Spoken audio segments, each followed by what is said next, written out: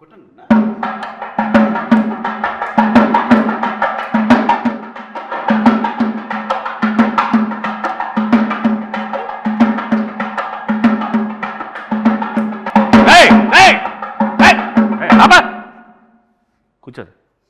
నీకు పెళ్లి చేసుకోమన్నాను కదా. చేసుకోమంటావు నాన్న. కట్నం కట్నం కట్నం అంటే ఈ రోజులు ఎవరు ఇస్తారు నాన్న కట్నం?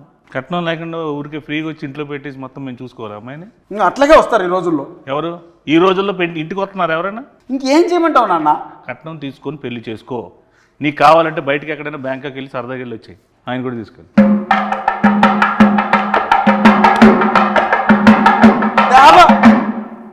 పెళ్లిగారి ప్రసాద్లో మొత్తం టోటల్ పెళ్లి కాకుండా ఉంటాడా రియల్ లైఫ్లో?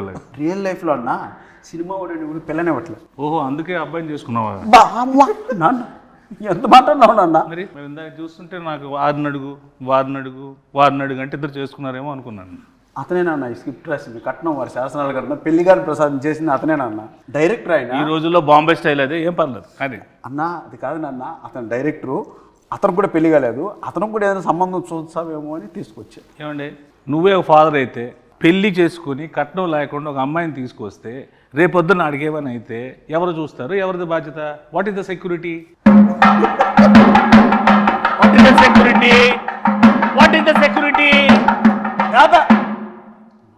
ఈ రోజుల్లో కట్నం తీసుకుని పెళ్లి చేసుకోవడం నేరం. ఎవడు చెప్పాడు? మీడియా చూస్తే అలా తీసుకోకుండా నువ్వు నేరం అంటున్నావు. అది తీసుకోకపోతే నా దృష్టిలో ఘోరం. కట్నం అసలు ఏం చేస్తావు? కట్నంతో ఏవో నేను సామాజిక సేవ చేస్తా, నీలాంటి పెళ్ళిళ్ళు 100 చేస్తా, ఓ పెద్ద ఫంక్షన్ హాల్ పెడతా, అందులో పెద్ద పెద్ద ఈవెంట్లు పెట్టి నువ్వు ఇచ్చిన డబ్బులతో నేను పెళ్ళిళ్ళు చేస్తా. నీకెందుకు? నువ్వు ఫస్ట్ కట్నం తీసుకో. నాన్న సమాజ సేవ చేసుకోవడానికి కట్నం చేయాలన్నా కష్టపడి సంపాదించి ఆ డబ్బులు తెచ్చేద్దానన్న సమాజ సేవ. పాత సినిమాల్లో పావలా తీసుకొని కోటీశ్వరులు అయిపోవడాలు, ఒక సాంగ్లో పెద్దోళ్ళు అయిపోవడాలు, ఒక సాంగ్లో ఇల్లు అన్ని చేసేసుకోవడాలు అన్ని సినిమాలు అవుతాయి.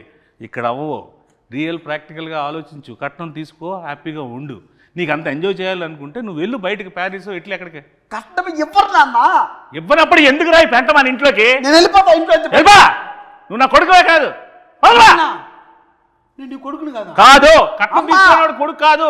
నువ్వు నా నాన్నకు, నీకు బటర్ నాన్తో సమానం ఈ రోజు నుంచి. నువ్వు బటర్ నాన్న? అవును. మా నాన్న కదా? కాదు. గోధుమ పిండి నాన్న కూడా కాదా? బటర్ నాన్ కొట్టు.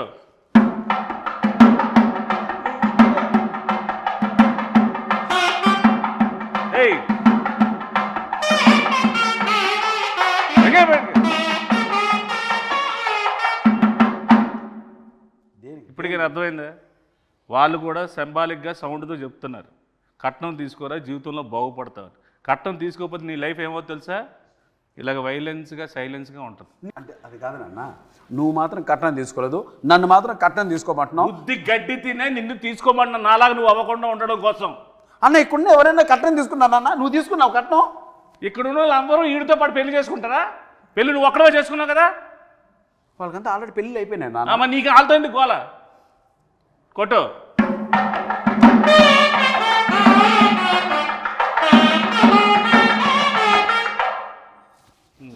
చెప్పు నాన్న. యాక్చువల్గా నాన్న, నువ్వు ఏదో కట్నం వారి శాసనాల గ్రంథం ఒకటి రాసి మీ తాత ముత్తాతల నుంచి ఫాలో అవుతున్న రూల్స్ రెగ్యులేషన్స్ నా పైన మోపి నాకు ఏజ్ బయరేంత వరకు ఇలా నిలబెట్టి నాకు పెళ్లి కాకుండా చేసి పాపం మూట కట్టుకుంటున్నావు నాన్న. ఏం పర్లేదు, ఈ రోజు నేను చచ్చిపోయినా నాకేం పర్లేదు. కట్నం తీసుకుని హాయిగా చచ్చిపోతా. నువ్వు మాత్రం నాశనం అయిపోవడం నాకు ఇష్టం ఉండదు. నీ మంచిగా చెప్తున్నాను రా. ఒరే గుడ్ కళ్ళద్దాలెట్టుకున్న ఎదవా. నాన్న నువ్వు వెళ్ళిపోతే నాకు ఇంకో నాన్న ఎలా వస్తారు నాన్న? నువ్వు పెళ్లి చేసుకుంటున్నావు కదా, నీ దగ్గర డబ్బులు లేవనుకో, 4వ రోజు 5వ రోజు అదే వెళ్ళిపోతుంది. నీకు అప్పుడు తెలుస్తుంది బాధ ఏంటో. కట్నం ఉందనుకో, నీకు సెక్యూరిటీ ఉంటుంది, నాకు సెక్యూరిటీ ఉంటుంది. కట్నం కట్నం అనద్దు నాన్న, మీడియా ముందు ఉన్నాం మనం, అరెస్ట్ చేస్తారు మళ్ళీ ఇద్దరిని. మీడియా వాళ్ళు ఎలాంటి వాళ్ళు తెలుసా? కొట్టు.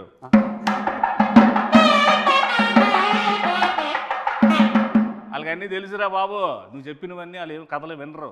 వాళ్ళకి అన్ని ప్రాక్టికాలిటీస్ తెలుసు. సరే నా సంగతి అలా ఉంచుకొని డైరెక్టర్ కూడా పెళ్లి కావాలంటే ఎందుకు అడగ అతను? నువ్వు ముందు చేసుకుని ఆయన ఆ చేసుకున్న దాంట్లో 4-5 పాయింట్లు ఉంటాయి కదా, అవి అడిగి చెప్పు. అందులో ఒక పాయింట్ అయినా కనెక్ట్ అవుతాడు, పెళ్లి చేసుకుంటాడు. ఎన్ని పాయింట్లు ఏం చెప్పినా సరే కట్నం మాత్రం స్ట్రెస్ చేసి మరీ చెప్పు. అసలుకి మతిమరుపు ఎక్కువ ఈ క్యాండిడేట్కి. కొట్టు.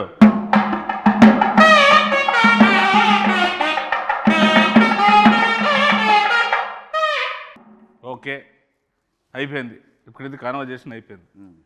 అసలు ఏంటి ఈ పెళ్ళి కాని ప్రసాద్ ఏంటి, ఇందులో ఇంతమందిగా నువ్వు ఉన్నావేంటి, ఇన్ని ఎక్స్ప్రెషన్ల కారణం ఏంటి, దీనిలో ఉన్న కథ ఏంటి, దీని వెనక ఉన్న కథ ఏంటి, నువ్వు జనాలకు ఏం చెప్పాలనుకుంటున్నావు? ఈ సినిమా చూస్తే పెళ్లి కాని వాళ్ళకి పెళ్ళి అయింది, పెళ్లి కాని వాళ్ళకి పెళ్ళి అయింది.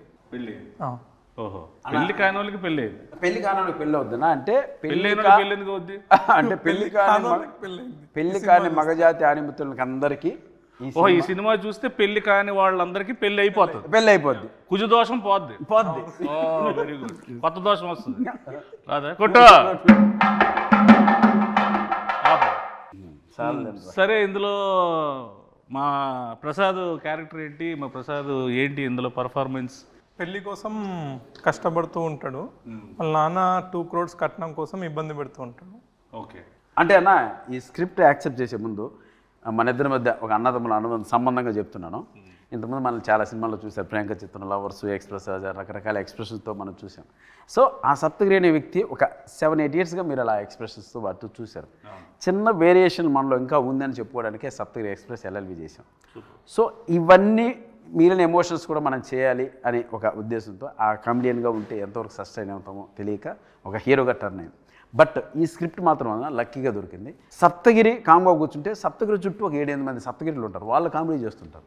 సో ఆ సీన్స్ వర్కౌట్ అయినాయి కాబట్టి ఈ సినిమా యాక్సెప్ట్ చేయడం జరిగింది, రిప్రజెంట్ చేస్తుంది. అందుకే ఆ ఎక్స్ప్రెషన్స్ నా చుట్టూ చేసే వాళ్ళ ఎక్స్ప్రెషన్స్ అనమాట. సో దాని క్యారెక్టర్ నువ్వు చేయకూడదు కాబట్టి నీ చుట్టూ నీ సోల్స్తో ఎంటర్టైన్ చేయించారు. వెరీ గుడ్, కాన్సెప్ట్ మీదేనా? మా రైటర్స్ ఉన్నారు. వెరీ గుడ్, సూపర్, బాగుందండి. Thank you. వెరీ గుడ్, కొట్టు.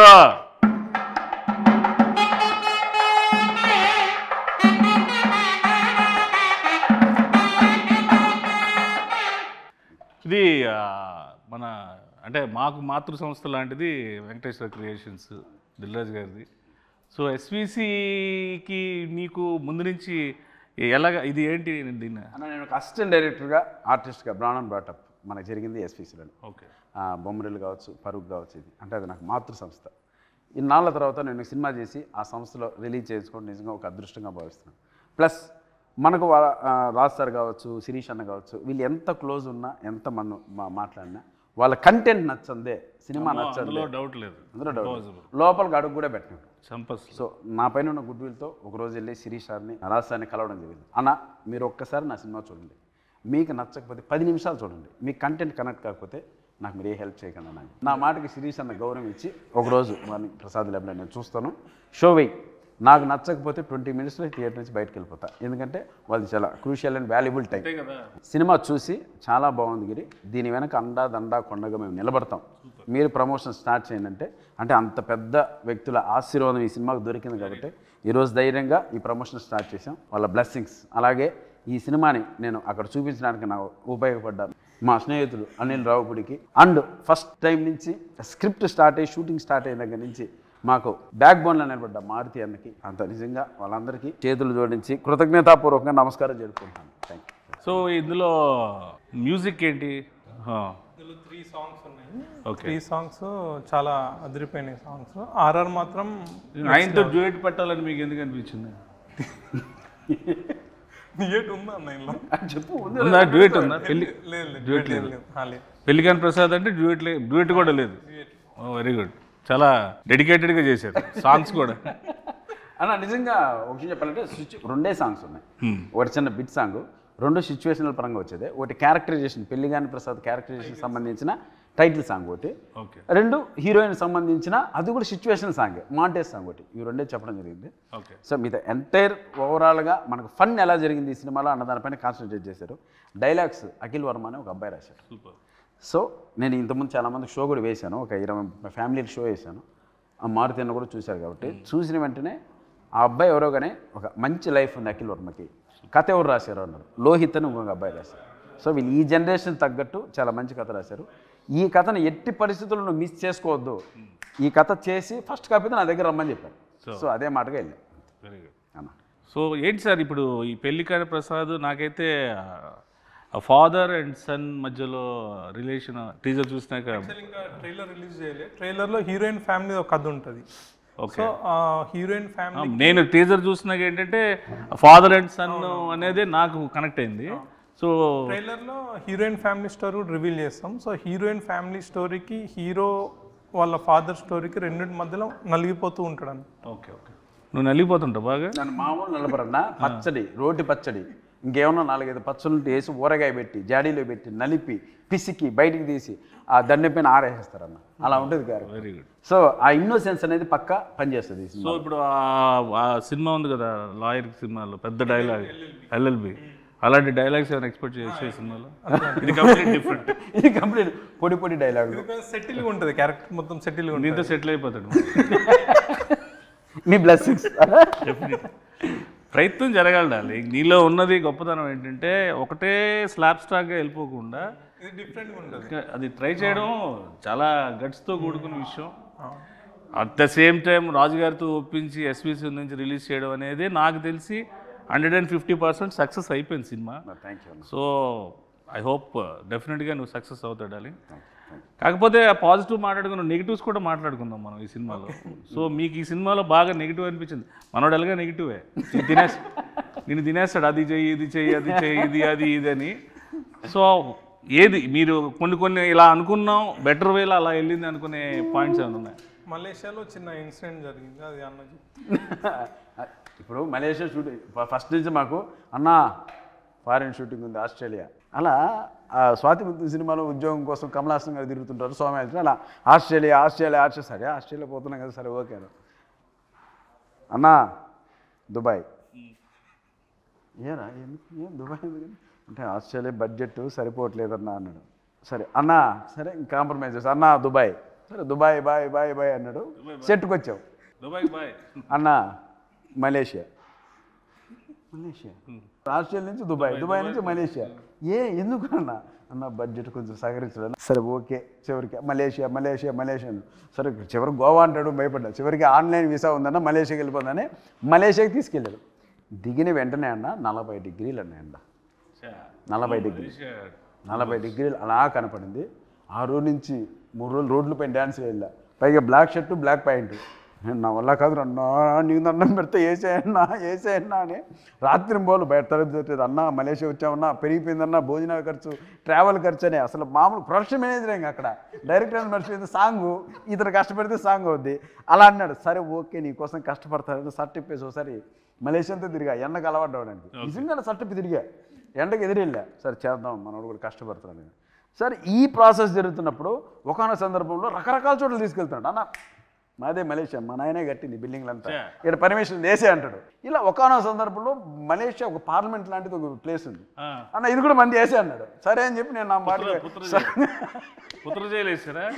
ఒక చోట ఆడ రిస్ట్రిక్షన్ ఉన్న ఏరియా నా పాటుగా డ్యాన్స్ పెట్టే ముందేసి సాంగ్ ఆన్ చేయమను, నేను వేసుకుంటాను నేను. అది పెళ్ళి కానీ ప్రసాద్ అని ఇంతవరకు 1 2 3 వినపడుతున్నా. కాసేపటికి వినపల్లా తిరిగి ఊరు లేరట్లా.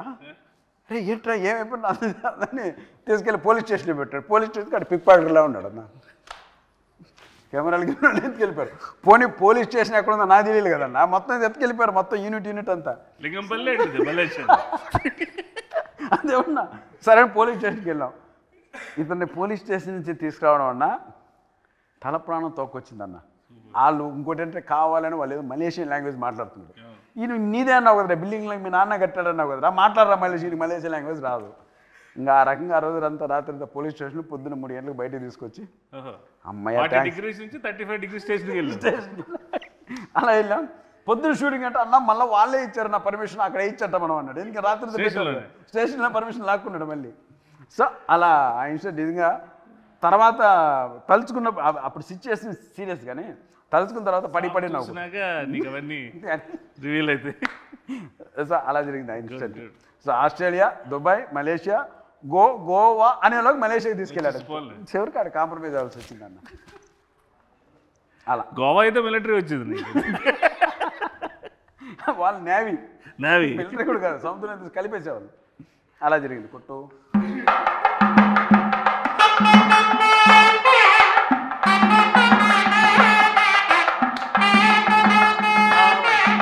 నీకు పాస్పోర్ట్లోనే సార్ మలేషియా తీసుకెళ్తారా? మంచి డిమాండ్ ఉంది పత్ర జైలు కొట్టుకోవచ్చు అలా. వీళ్ళకైతే శుక్రవారం అరెస్ట్ చేసి సోమవారం తీసుకెళ్తారు వీళ్ళకి, శనివారం ఆదివారం సెలవు అక్కడ. కాబట్టి సో హీరోయిన్ ఏంటి సార్ ఈ సినిమాలో? పెళ్లికాని ప్రసాద్కి పెళ్ళి అయ్యే హీరోయిన్ వెళ్ళిపో చెప్పు, హీరోయిన్ ఏంటో చెప్పు అంటున్నారు, అడుగు. ఆవిడ వెళ్ళిపోయిందిలేండి. సినిమాలో ఏంటంటే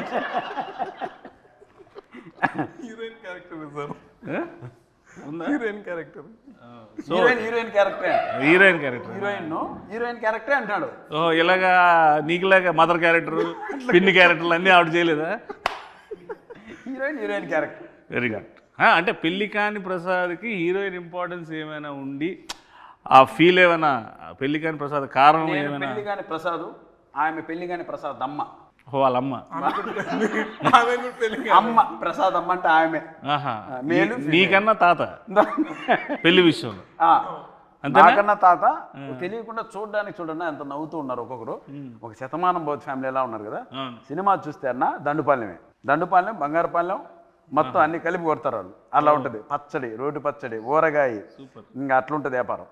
ఈవిడ ఉన్నారు కదా అమ్మగారు, ప్రమోదిని మహాతల్లి. నిజం చెప్తున్నానన్నా, నిజంగా మనకు 3 జనరేషన్లకి ఒక వరం ఆమె. అటు లెజెండ్స్ ఎన్టీఆర్ గారు, నాగేశ్వరరావు గారు, అక్కడి నుంచి తర్వాత చిరంజీవి గారి తరం, ఆ తర్వాత ఈ తరానికి కూడా ఆయన ఉండి ఆ ట్రాన్స్ఫర్మేషన్ ఉంటుంది చూడండి అన్న. అన్నపూర్ణమ్మ గారు స్క్రీన్ మీద షార్ట్లోన ఆఫ్ ద షాట్ కూడా ఆవిడ ఎనర్జీ కానీ ఆవిడ తాలూకా అంతే.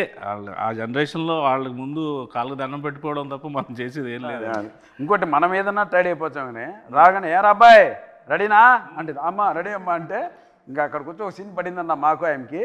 నువ్వు కాచుకో, నువ్వు సత్తగిరా, నేను అన్నపూర్ణమ్మ ఎవడో తెలుసుకున్నావు చెప్పింది. రైట్ తల్లి అన్నాం. అంతే ఉత్తికి ఆరేసి దండి మీద ఆరేసి క్లిబ్బులు పెట్టి వెళ్ళిపోయింది లోపల. ఎండ వచ్చినప్పుడు 6ంటికి పెట్టుకోవడం అంతే. అలా ఉంటుంది మ్యాటర్. డైరెక్టర్ గారు ఒక క్లోజ్ తీయమంటేనే ఇప్పుడు ఎవరు సగం క్లోజ్ తీయట్లేదు.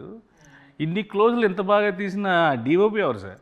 సుజాత సిద్ధార్థ్ అని డిఓపి చాలా బాగా చేసింది.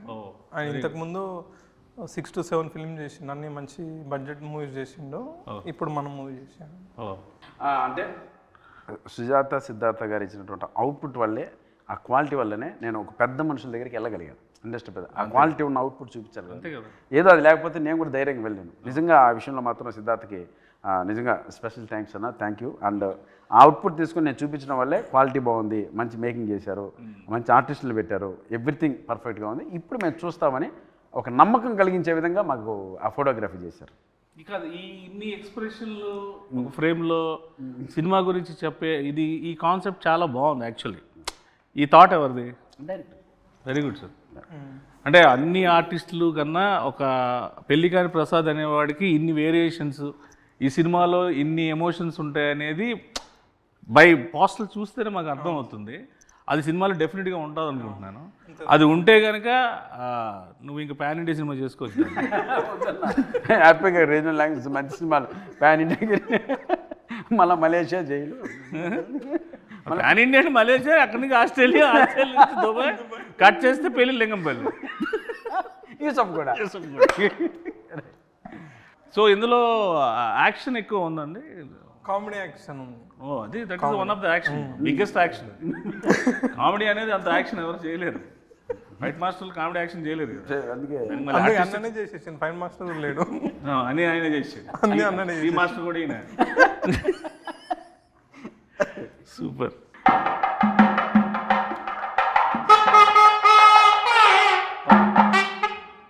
ఓవరాల్గా మేము సినిమాకి వచ్చి ఈ సినిమాలో మన సప్తగిరి అంటే ఈ ఎమోషను, ఎంటర్టైన్మెంటు, ఇవి కాకుండా ప్రత్యేకంగా ఈ సినిమాలో తన నుంచి మేము ఏం ఎక్స్పెక్ట్ చేయొచ్చు అన్న? ఇందాక 5 చెప్పారు కదా, 5 చెప్పండి అన్న. అన్న ఏం ఎక్స్పెక్ట్ చేయొచ్చు అంటే ఫన్ ఎక్స్పెక్ట్ చేయొచ్చు, ఎంటర్టైన్మెంట్ ఎక్స్పెక్ట్ చేయొచ్చు, తమాషా ఎక్స్పెక్ట్ చేయొచ్చు, నవ్వు ఎక్స్పెక్ట్ చేయొచ్చు. ఓవరాల్గా దీంతో కూడుకున్నటువంటి ఒక ఫ్యామిలీ ఎంటర్టైన్మెంట్ని ఎక్స్పెక్ట్ చేయొచ్చు. అంటే ఓవరాల్గా మనకు ఓన్లీ ఫన్నే. పంచభూతాలు ఉన్నాయి కాబట్టి అందులో పెద్ద భూతం నువ్వు. అది super, very good. So I wish you all the best. Happy success darling. Congratulations and all the best sir. And I hope this film will go in to be rock on 21st of this month. ఇలాంటి సినిమాలు నువ్వు ఇంకెన్నో చేసి ఇంకెంతో పేరు తెచ్చుకొని కమేడియన్స్లో ఒక సత్తా ఉన్న హీరో ఉన్నాడని నిరూపించుకోవాలి. Love you, thank you.